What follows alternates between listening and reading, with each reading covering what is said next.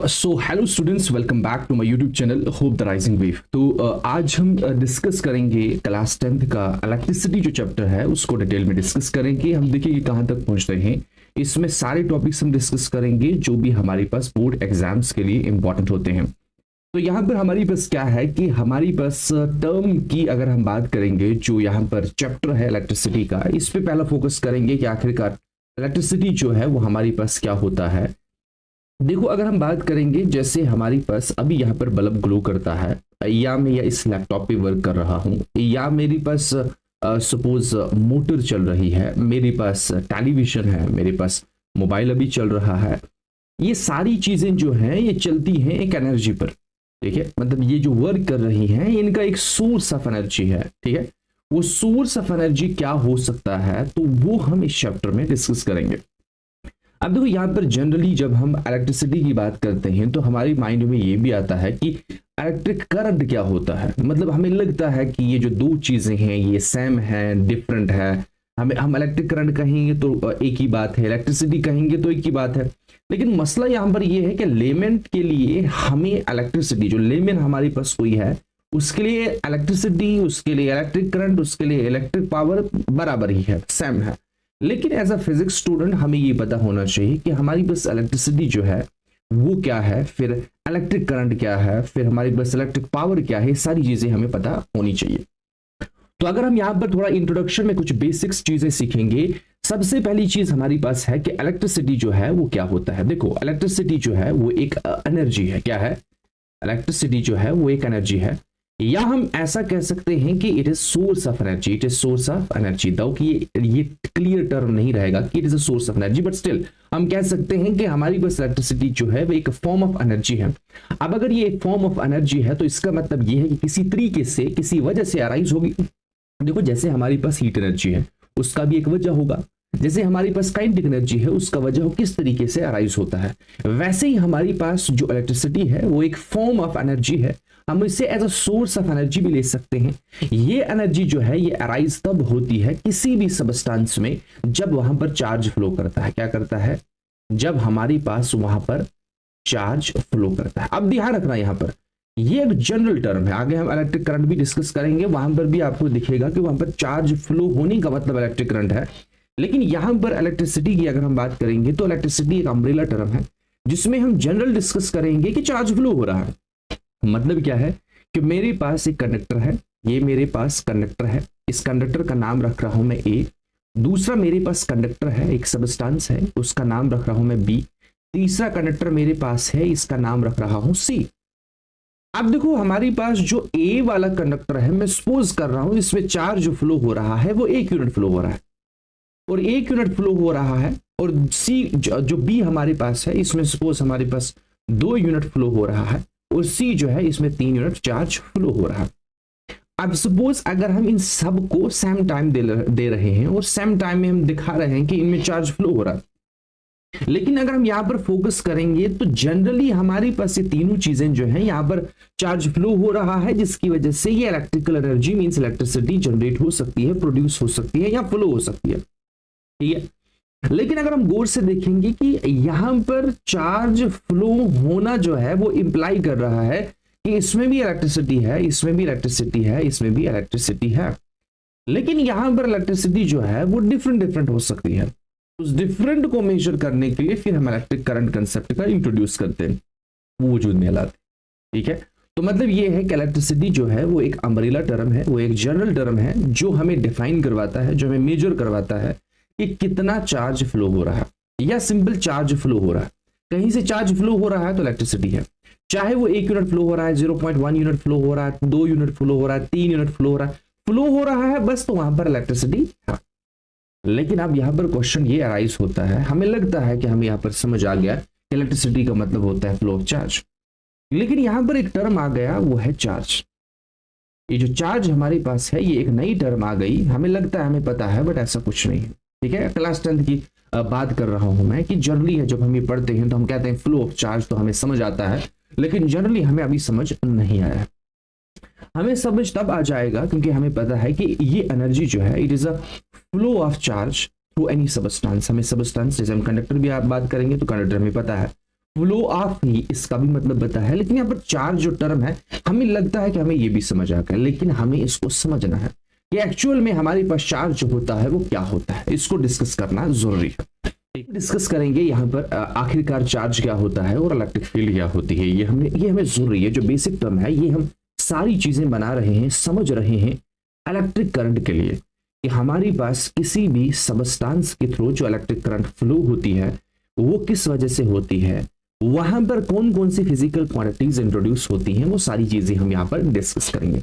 तो हमने क्या कहा, हमने कहा कि इलेक्ट्रिसिटी का मतलब क्या है, flow of charge through any substance, और वो एक्चुअल में रिप्रेजेंट करता है एक एनर्जी, जो एनर्जी अराइज होती है due to flow of charge. अब हमने यहां पर डिस्कस करना है कि हमारे पास चार्ज क्या होता है।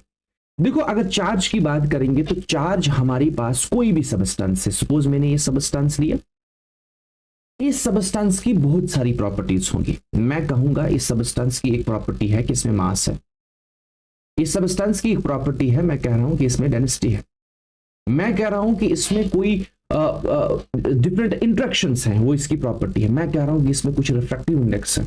मतलब इसमें बहुत सारी प्रॉपर्टीज हमारे पास है, और हर एक प्रॉपर्टी जो है डिफरेंट डिफरेंट चीजें या different different phenomenas, different behaviour इस ऑब्जेक्ट की डिफाइन करते हैं। जैसे अगर मास को लेंगे तो मास की वजह से हम डिफाइन कर सकते हैं कि मास इसमें एक ऐसी प्रॉपर्टी है सबस्टेंस में जिसकी वजह से ये दूसरे सबस्टेंस पे ग्रेविटेशन फोर्स एक्सर्ट कर सकता है। डेंसिटी एक ऐसी प्रॉपर्टी है जिसकी वजह से हम कह सकते हैं कि ये ऑब्जेक्ट जो है हमारे पास हैवी होगा या लाइट होगा।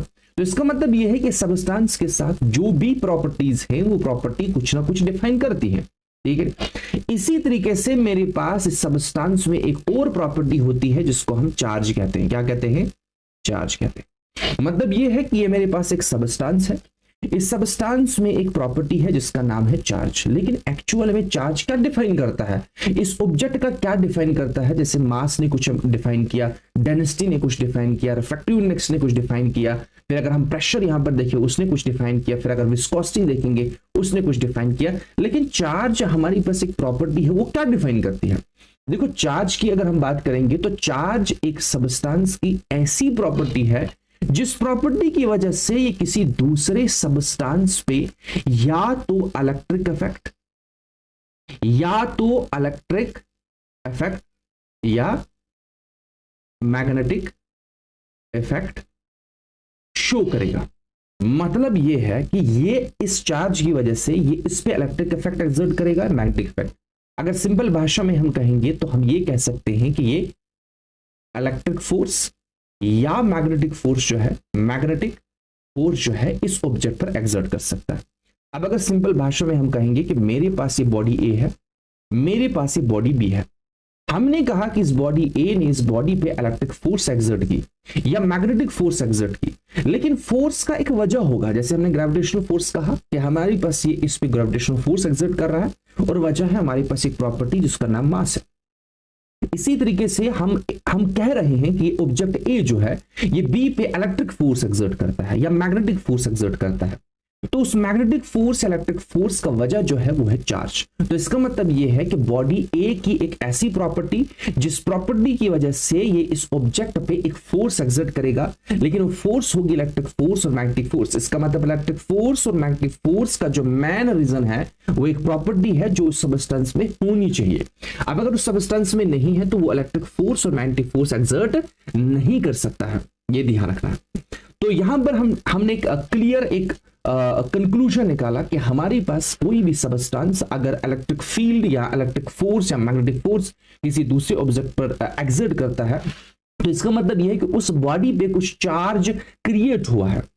अब अगर ध्यान रखेंगे कि ये चार्ज जो है उस सबस्टेंस की इंट्रिंसिक प्रॉपर्टी को रिप्रेजेंट करता है। अब इंट्रिंसिक सिंपल भाषा में कह सकते हैं कि इनहेरेंट प्रॉपर्टी, या हम ऐसा कह सकते हैं सिंपल लैंग्वेज में, इंट्रिंसिक प्रॉपर्टी होता है जिसकी वजह से हम इस सबस्टेंस को जानते हैं, और ये सबस्टेंस इस प्रॉपर्टी की वजह से ऐसा है। या हम ऐसा कह सकते हैं कि उस सबस्टेंस उस चीज का वजूद जो है वो इस वजह से। फॉर एग्जाम्पल, अगर मैंने कहा कि मेरे पास सोडियम है, मेरे पास सपोज फॉर एग्जांपल मेरे पास सोडियम है या मेरे पास क्लोरीन है, तो मैं कह रहा हूं कि सोडियम जो है, सोडियम इसलिए सोडियम है क्योंकि इसमें इलेक्ट्रॉनिक कॉन्फ़िगरेशन जो है वो 11 इलेक्ट्रॉन है और मेरे पास इसमें 11 प्रोटॉन है।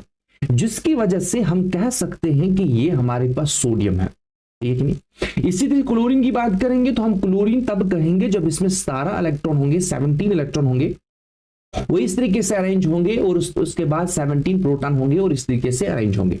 अगर अरेंजमेंट में गड़बड़ आ गई तो हमारी बस हम उसको ना ही क्लोरीन कहेंगे ना ही सोडियम। जैसे अगर हम सोडियम की बात करेंगे कि अगर सोडियम एक इलेक्ट्रॉन जो है वो लूज करता है, मतलब एक इलेक्ट्रॉन मिसिंग है, तो हमारे पास वो फिर सोडियम नहीं रहेगा, वो मेरे पास सोडियम कुछ आयन बनेगा, सपोज पॉजिटिव। ये हम डिस्कस करेंगे पॉजिटिव कैसे आता है। सपोज ए पॉजिटिव प्रॉपर्टी इसमें क्रिएट हुई जिसकी वजह से अभी सोडियम नहीं रहा, और हमें पता है कि सोडियम एज इट इज वो कंडक्ट नहीं करता है, लेकिन जब इसमें ये प्रॉपर्टी आती है फिर ये कंडक्ट करता है। इसका मतलब ये सोडियम नहीं रहा, तो इसका मतलब ये है कि यहां पर सबस्टांस में एक इंट्रिंसिक प्रॉपर्टी क्रिएट होती है जिसकी वजह से ये किसी दूसरे सबस्टांस पे इलेक्ट्रिक या मैग्नेटिक फोर्स एक्सर्ट कर सकता है। अब यहां पर क्वेश्चन अराइज होता है कि हमारे पास ये जो चार्ज जैसी प्रॉपर्टी है ये किस तरीके से वजूद में आती है। मतलब हमने ओरिजिन बताना है, तब हम इस क्लास में डिस्कस नहीं करते हैं, बट हम डिस्कस करेंगे, उतना भी डिफिकल्ट नहीं है, आसानी होगी हायर क्लासेस में जब हम क्लास 12th में ओरिजिन ऑफ चार्ज डिस्कस करेंगे इलेक्ट्रोस्टैटिक्स में। अब देखो हमारे पास क्या है कि हमने देखना है ओरिजिन ऑफ चार्ज। क्या देखना है? ओरिजिन ऑफ चार्ज, कि किसी भी सबस्टांस में चार्ज किस तरीके से वजूद में आता है, बिल्कुल बेसिक कंसेप्ट से हम सीखेंगे। लेट अस सपोज दैट हमारे पास दो सबस्टांस है, ये मेरे पास एक सबस्टांस है, ये दूसरा सबस्टांस है।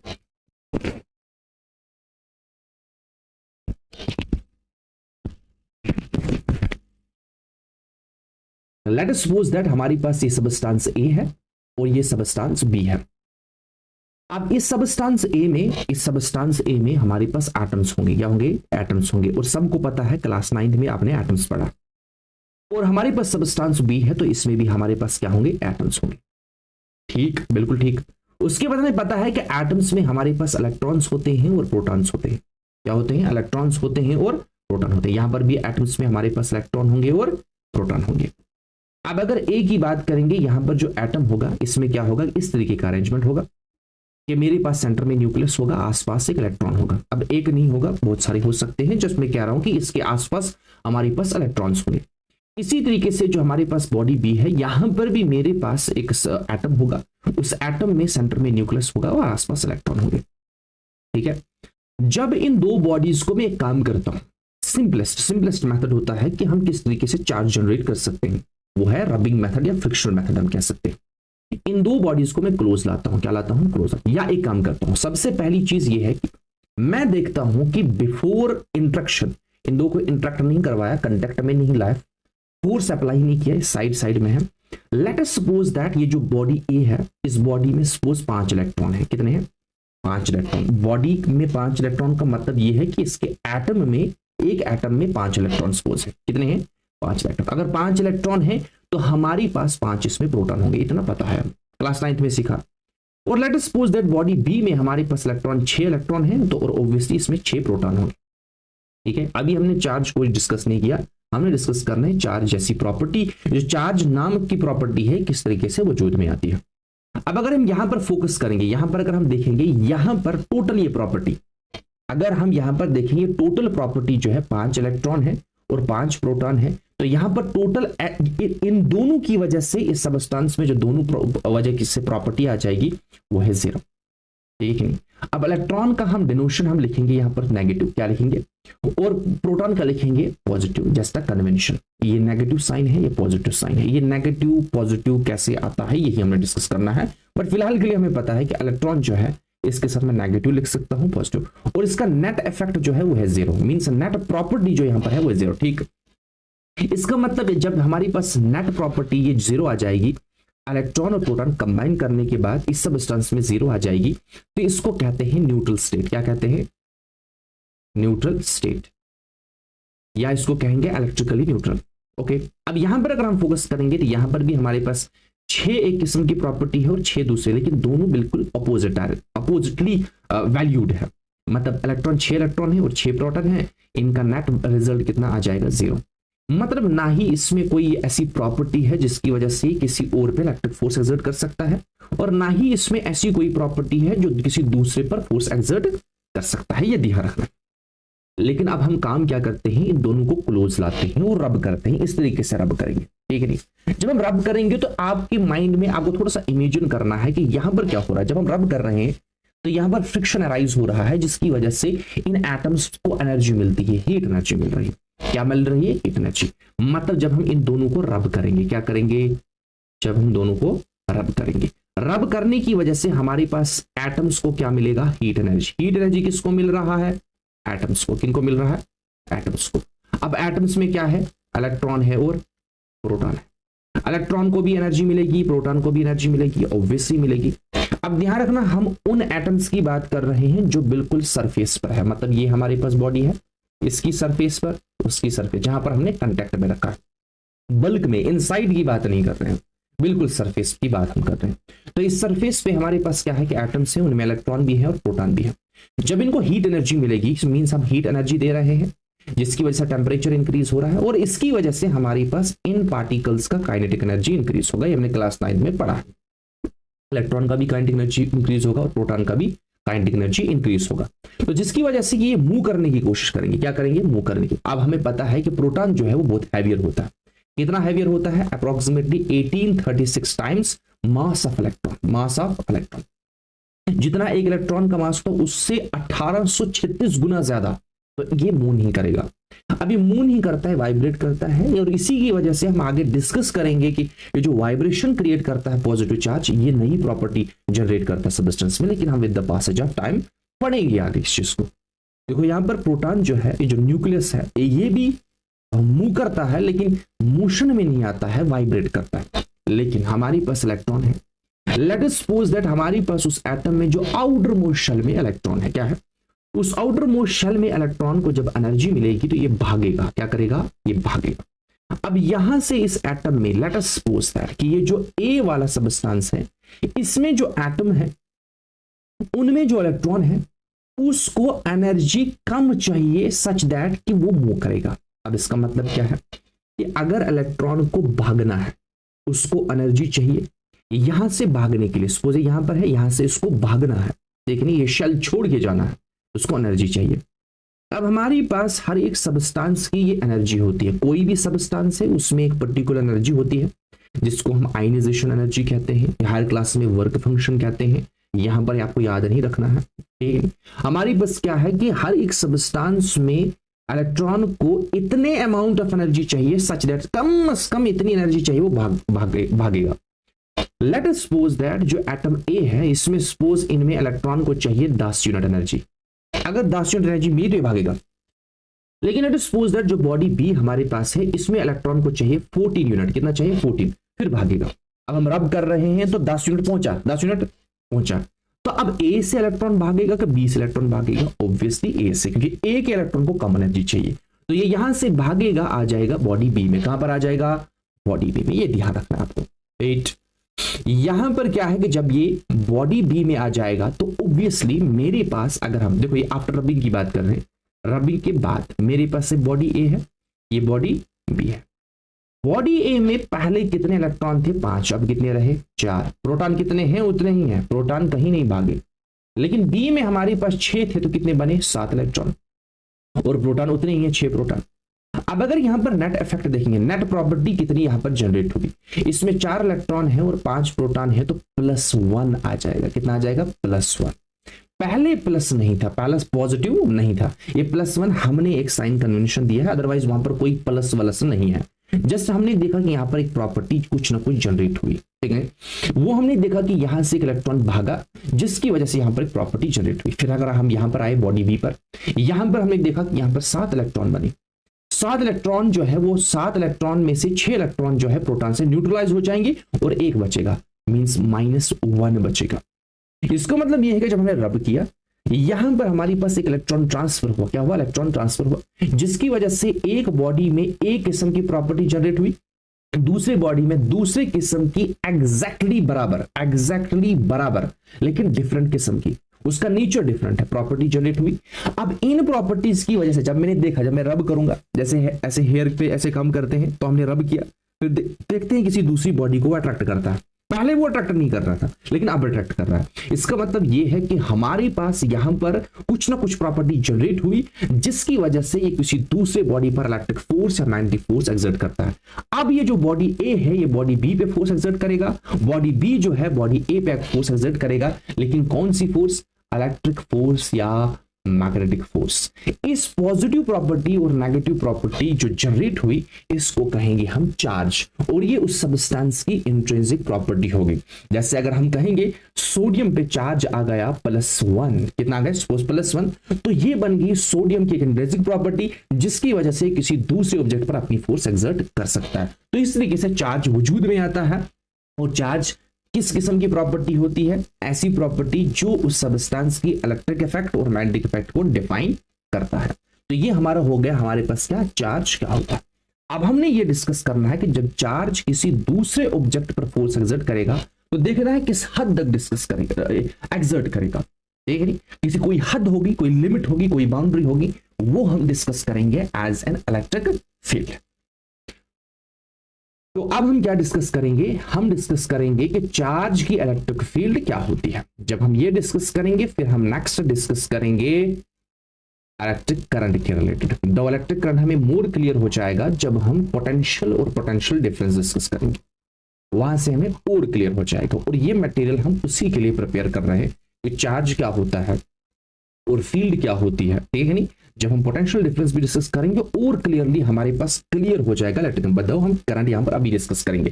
तो चार्ज हमने डिस्कस किया, अब हमने क्या डिस्कस करना है? इलेक्ट्रिक फील्ड डिस्कस करना है। क्या डिस्कस करना है हमने?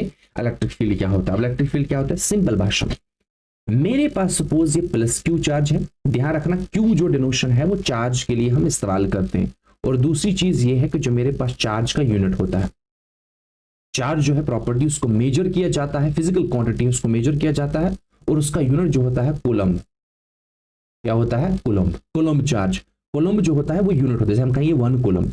और दूसरी चीज हमारे पास जो होता है एक इलेक्ट्रॉन का या एक प्रोटॉन का चार्ज जो होता है दैट इज 1.6 × 10⁻⁻19 कूलम्ब। ये आपको यहां पर याद रखना है एक्सपेरिमेंटल वैल्यू से। अगर इलेक्ट्रॉन होगा तो नेगेटिव होगा, अगर प्रोटॉन होगा तो पॉजिटिव होगा। लेकिन एक इलेक्ट्रॉन का चार्ज जो होता है, एक इलेक्ट्रॉन की वजह से जो चार्ज जनरेट होता है वो इतना होता है। जब एक इलेक्ट्रॉन ट्रांसफर होगा तो दोनों सबस्टेंस में चार्ज जनरेट होगा, वो कितना चार्ज होगा? वो इतना चार्ज होगा, एक इलेक्ट्रॉन। फिर अगर मुझे एक कूलम्ब बनाना है तो उसके लिए बहुत सारे इलेक्ट्रॉन ट्रांसफर होने चाहिए, उसके बाद एक कूलम्ब बनेगा। तो सिंपल आपको याद रखना है एक कूलम्ब ऑफ चार्ज। इसको आगे भी हम डिस्कस करेंगे जब हम इलेक्ट्रिक करंट पढ़ेंगे। So let us suppose that मेरे पास एक +Q चार्ज है। ये +Q चार्ज जो है ये किस हद तक किसी दूसरे चार्ज बॉडीज पर फोर्स एक्सर्ट करता है, मतलब इसके आसपास एक रीजन होगा। क्या होगा? लेकिन ध्यान रखना ये 3 डायमेंशनल रीजन है। क्या है? 3 डायमेंशन। जैसे बॉल है, मतलब इस चार्ज के इधर भी, इस साइड भी, बैक साइड, पूरा जैसा बॉल होता है उस किस्म का एक स्पेस होगा इसके आसपास, जिस स्पेस में जिस हद तक ये किसी दूसरे चार्ज पार्टिकल पे अपनी फोर्स एक्सर्ट कर सकता है। सिंपल भाषा में है, देखो मेरे पास ये चार्ज है, मैंने सबसे पहले काम क्या किया? मैंने चार्ज लिया दूसरा यहां पर Q0। ठीक है नहीं, अभी जो Q0 है हमारे पास, ये भी डिस्कस करूंगा ये क्या होता है, लेकिन पहले आप यहां पर फोकस करेंगे। ये Q0 जो हमारे पास है यहां पर लिया, मैंने देखा इसकी वजह से इस पे कोई फोर्स एक्सर्ट नहीं होती। मैंने आहिस्ता नजदीक लाया, देखा कुछ नहीं। फिर एक पॉइंट आ गया, ये वाला पॉइंट, यहां पर फोर्स एक्सर्ट होना स्टार्ट किया। फिर यहां पर भी फोर्स एक्सर्ट हुई, फिर यहां पर भी फोर्स एक्ट हुई, यहां पर भी। इसका मतलब इस चार्ज से लेकर उस पॉइंट तक, उस बाउंड्री तक जहां तक ये चार्ज किसी दूसरे चार्ज पर फोर्स एक्सर्ट करता है उसको कहेंगे इलेक्ट्रिक फील्ड। अब यहां पर 2 किस्म के चार्ज होते हैं। एक वो चार्ज जिसका हमने फील्ड निकालना है, इसको कहेंगे सोर्स चार्ज। क्या कहेंगे? Source charge. ये सोर्स चार्ज हमारे पास पॉजिटिव भी हो सकता है, नेगेटिव भी हो सकता है। मतलब मुझे पॉजिटिव चार्ज की भी फील्ड निकालनी है, नेगेटिव चार्ज की भी फील्ड निकालनी है। दूसरा है ये कि जिसकी मदद से हम टेस्ट कर रहे हैं कि फील्ड कहां तक है, इसको कहेंगे टेस्ट चार्ज। क्या कहेंगे? Test charge. और टेस्ट चार्ज जो है वो हम इनफाइनाइटेसिमली स्मॉल लेते हैं। क्या लेते हैं? इनफाइनाइटेसिमली स्मॉल लेते हैं। अब इनफाइनाइटेसिमली स्मॉल क्यों लेते हैं? क्योंकि देखो अगर हम लार्ज लेंगे, सपोज मेरे पास +Q चार्ज जो है, यहां पर चार्ज है 1 कूलम्ब, मैं इसकी फील्ड निकाल रहा हूं, और मैं Q0 जो है ये भी 1 कूलम्ब ले रहा हूं या 2 कूलम्ब ले रहा हूं। अब इसकी फील्ड निकालनी है, मुझे इसको नजदीक से नजदीक लेना है, तो ये भागेगा, फिर मुझे क्या पता चलेगा कि बाउंड्री कहां तक है, इसकी बाउंड्री कहां तक है, जहां तक ये फोर्स एक्सर्ट कर रहा है। इसलिए हमें बिल्कुल छोटा लेना है। सपोज हम ले रहे हैं 0.001 कूलम, जिसकी वजह से इस पे कोई भी इफेक्ट नहीं पड़ेगा, मतलब ये भागेगा नहीं अपनी जगह से, तो हम एग्जैक्टली इसका फील्ड निकाल सकते हैं। ठीक है कि नहीं। दूसरी चीज ये है कि टेस्ट चार्ज हमेशा हम पॉजिटिव लेते हैं, ये हम फिक्स करते हैं ये पॉजिटिव है, ये हम पॉजिटिव भी ले सकते हैं, नेगेटिव भी, क्योंकि दोनों किस्म की फील्ड हम निकाल सकते हैं। तो ये हो गया हमारे पास इलेक्ट्रिक फील्ड और इलेक्ट्रिक चार्ज और इसका फील्ड क्या होता है। अब हम इसी के बेसिस पर अब डिस्कस करेंगे थोड़ा सा कि इलेक्ट्रिक करंट क्या होता है। अब थोड़ा सा मैं क्यों कह रहा हूं कि इलेक्ट्रिक करंट डिस्कस करेंगे, इलेक्ट्रिक करंट, और हम फिर से रिपीट करेंगे जब इलेक्ट्रिक पोटेंशियल और पोटेंशियल डिफरेंस हम डिस्कस करेंगे। देखो सिंपल लैंग्वेज में हम यहां पर डिस्कस करेंगे, बिल्कुल आसानी से हम डिस्कस करेंगे आखिरकार इलेक्ट्रिक करंट क्या होता है। हमने सीखा स्टार्टिंग में, मैंने ये बताया कि मेरे पास इलेक्ट्रिसिटी क्या होता है, इलेक्ट्रिसिटी क्या होता है, फ्लो ऑफ चार्ज क्या होता है, इलेक्ट्रिसिटी होता है फ्लो ऑफ चार्ज। ओके ठीक है। फिर हम कहते हैं इलेक्ट्रिक करंट, क्या कहते हैं, इलेक्ट्रिक करंट। तो इलेक्ट्रिक करंट आपने 8th में भी पढ़ा होगा, तो यहां पर हम डिस्कस करते हैं इलेक्ट्रिक करंट भी क्या डिस्कस करते हैं, हम कहते हैं फ्लो ऑफ चार्ज। क्या कहते हैं, फ्लो ऑफ चार्ज। फिर दो चीजें क्यों है, क्वेश्चन ये अराइज होता है। इलेक्ट्रिसिटी जो है वो जनरल टर्म है, वो कहता है चार्ज फ्लो हो रहा है, मतलब मेरे पास ये है, ये एक ऑब्जेक्ट ये है, यहां से भी चार्ज फ्लो हो रहा है, ऑब्जेक्ट भी है, यहां से चार्ज फ्लो हो रहा है, यहां से चार्ज फ्लो हो रहा है, तीन चीजें मेरे पास है, सबसे चार्ज फ्लो हो रहा है। अब इलेक्ट्रिसिटी ये नहीं बताती है कि हर एक सबस्टेंस में, हर एक ऑब्जेक्ट में किस रेट से, किस रफ्तार से चार्ज फ्लो हो रहा है।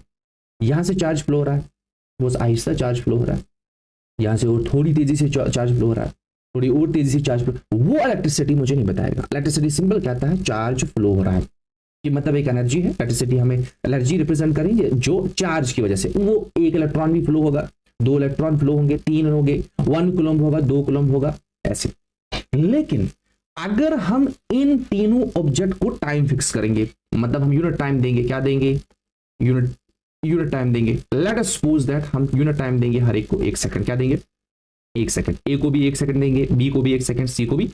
3 डिफरेंट किस्म की चीजें हमने ली, सपोज ये एल्यूमिनियम है, ये कॉपर है, ये आयरन है, 3 डिफरेंट किस्म के ऑब्जेक्ट लिए हमने देखा ए में जो है, ए में 1 कूलम्ब ऑफ चार्ज फ्लो हो रहा है 1 सेकंड में, ठीक है। बी में हमने देखा कि यहां पर 2 कूलम्ब ऑफ चार्ज फ्लो हो रहा है उसी 1 सेकंड में। फिर देखा सी में यहां पर भी 3 कूलम्ब ऑफ चार्ज फ्लो हो रहा है उसी 1 सेकंड में। टाइम हमने सेम दिया, लेकिन यहां पर चार्ज जो है ऐसा फ्लो हो रहा है, यहां पर थोड़ा तेजी से फ्लो हो रहा है, यहां पर और ज्यादा तेजी से फ्लो हो रहा है। तो इसका मतलब यह है कि यहां पर rate of flow of charge जो फ्लो हो रहा है उसका रेट जो है वो वेरी करता है। अब इसको मेजर करना है, जैसे हमने क्लास 9th में मोशन में पढ़ा, पहले मोशन पढ़ा कि ऑब्जेक्ट जो है अपनी पोजीशन चेंज करता है, तो हर एक ऑब्जेक्ट पोजीशन चेंज करता है मोशन में। लेकिन फिर मैंने 3 बंदे लिए, उनको स्पीड में रख, मतलब उनको एक रेसिंग कंपटीशन में एंटर किया, एक नहीं, और हर एक मूव कर रहा है, हर एक तो दौड़ रहा है। लेकिन हम देखेंगे कि अब उनको फिक्स टाइम देंगे, सपोज हम 10 मिनट देंगे, तो 10 मिनट में हर एक जो है कितना डिस्टेंस ट्रेवल करता है, या 1 आवर में हर एक कोई डिस्टेंस कितना ट्रेवल करता है। अगर 1 आवर में कोई एक 10 किलोमीटर ट्रेवल कर रहा है, दूसरा 20 किलोमीटर कर रहा है, तीसरा, टाइम सेम है लेकिन हर एक का रेट डिफरेंट है। तो वहां पर हम रेट को मेजर करने के लिए स्पीड का कंसेप्ट इंट्रोड्यूस करते हैं कि स्पीड एक ऐसी फिजिकल क्वांटिटी है जो मोशन के रेट को डिफाइन करती है। यहां पर भी चार्ज फ्लो हो रहा है, किस रफ्तार से फ्लो हो रहा है, किस रेट से फ्लो हो रहा है, उस रेट को मेजर करने के लिए हमने नई फिजिकल क्वांटिटी इंट्रोड्यूस की, दैट इज इलेक्ट्रिक करंट। तो इलेक्ट्रिक करंट क्या करता है, इलेक्ट्रिक करंट मेजर करता है, it measures rate of flow of charge, मतलब टाइम के हिसाब से कितना अमाउंट ऑफ चार्ज फ्लो हो रहा है, जिसका जितना चार्ज फ्लो हो रहा है ज्यादा, उतना वहां पर इलेक्ट्रिक करंट होगा। तो इलेक्ट्रिक करंट सिंपल भाषा में क्या मेजर करता है कि चार्ज जो है किस रफ्तार से मेजर हो रहा है, मतलब फ्लो हो रहा है, मेजर नहीं फ्लो हो रहा है। तो इसका मतलब यह है कि जो इलेक्ट्रिक करंट है जिसको आई से डिनोट किया जाता है, यह हमें यह बताता है कि चार्ज जो है टाइम के हिसाब से कितना फ्लो हो रहा है, सिंपल। इस करंट को हम मेजर करते हैं एम्पियर में, किस में करते हैं, एम्पियर, मतलब इसका यूनिट जो है एम्पियर है। और इसको मेजर करने के लिए हम इंस्ट्रूमेंट इस्तेमाल करते हैं जिसे कहते हैं एमीटर। क्या कहते हैं, एमीटर। हम यहाँ पर करंट जो है 1 एम्पियर डिफाइन कर सकते हैं कि 1 एम्पियर करंट क्या होता है। मुझे यकीन है कि आपको यहां तक क्लियर हुआ होगा कि इलेक्ट्रिसिटी और इलेक्ट्रिक करंट जो है ऑलमोस्ट क्या, ये सेम चीजें हैं, लेकिन डिस्टिंग्विश करना है हमने कि इलेक्ट्रिसिटी और इलेक्ट्रिक करंट जो है दो टर्म हमने क्यों इस्तेमाल किए, ध्यान रखना है। ठीक है, अब यहां पर अगर मुझे ये डिफाइन करना होगा कि जो 1 एम्पियर यूनिट होता है ये कितना होता है, जिसको हम मेजर करने जा रहे हैं, एक नहीं, जिस करंट को हम मेजर करने जा रहे हैं कि किसी कंडक्टर के थ्रू कितना फ्लो हो रहा है। तो यहां पर अगर मुझे 1 एम्पियर, बिल्कुल आसान है, क्वेश्चन ये आता है कभी कभार 1 मार्क्स का कि मेरे पास बताओ 1 एम्पियर कितना करंट होता है, तो सिंपल कहेंगे आई किसके बराबर होता है, Q by T mean charge, amount of charge flow with respect to the time taken, कितने टाइम में हमारे कितना चार्ज फ्लो हुआ। अब ये जो I है ये 1 कब हो जाएगा, जब मेरे पास Q1 होगा मीन्स 1 कूलम्ब होगा, जब T मेरे पास 1 होगा मीन्स 1 सेकंड होगा। तो हम ये कह सकते हैं तब मेरे पास I जो बनेगा 1 एम्पियर बनेगा, मीन्स मेरे पास बनेगा 1 कूलम्ब अपॉन 1 सेकंड। तो 1 एम्पियर ऑफ करंट कितना होता है, जब 1 कूलम्ब ऑफ चार्ज 1 सेकंड के लिए फ्लो होगा, उस वाले करंट को हमने नाम दिया 1 एम्पियर और वो बनाया unit to measure the current flowing through any circuit. And how to measure it, तो आ जाएगा इंस्ट्रूमेंट। एक होता है कि हम किस में मेजर करते हैं और किस में मेजर करेंगे, तो हमारे पास आ गया एम्पियर यूनिट किससे मेजर करेंगे, इंस्ट्रूमेंट आ जाएगा, दैट इज एमीटर। ये हम आगे डिस्कस भी करेंगे कि एमीटर को सर्किट में किस तरीके से कनेक्ट करते हैं। ये हो गया बेसिक हमारे पास इंट्रोडक्शन इलेक्ट्रिसिटी का, चार्ज क्या होता है, इलेक्ट्रिक फील्ड क्या होता है और इलेक्ट्रिक करंट क्या होता है। जो नेक्स्ट हम डिस्कस करेंगे, नेक्स्ट लेक्चर में हम डिस्कस करेंगे कुछ इंपॉर्टेंट क्वेश्चन जो हम यहाँ पर, उसके बाद हमने डिस्कस करना है कंसेप्ट ऑफ फ्री चार्ज क्या होता है, कंडक्टर और इंसुलेटर। तो आज का हमारे पास इतना टॉपिक था, मुझे उम्मीद है कि आपको यहाँ तक समझ आया होगा। किसी को भी कोई भी कंफ्यूजन हो सकती है वो कमेंट बॉक्स में मुझे बताएगा कहाँ पर कंफ्यूजन है। आप टेलीग्राम चैनल जो है, जो चैनल में जाएंगे, जो मैन चैनल हमारे पास यूट्यूब चैनल है, वहां पर इंफॉर्मेशन सेक्शन में जाएंगे, वहां पर टेलीग्राम चैनल जो है वो ज्वाइन करेंगे, वहां पर मटेरियल मिलेगा आपको, वहां पर वीडियोज भी मिलेंगे। So this was all about electricity today's lecture.